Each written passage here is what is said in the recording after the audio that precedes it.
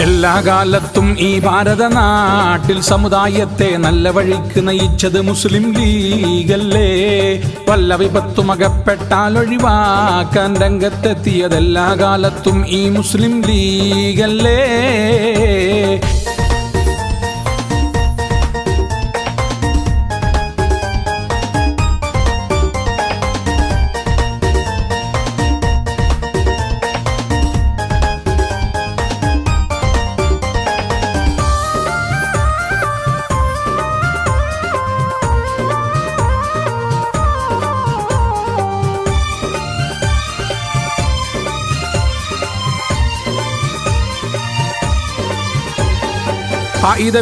ഇസ്മായിൽ തൻ മാറിലണിഞ്ഞൊരു കൊടിയാണ്.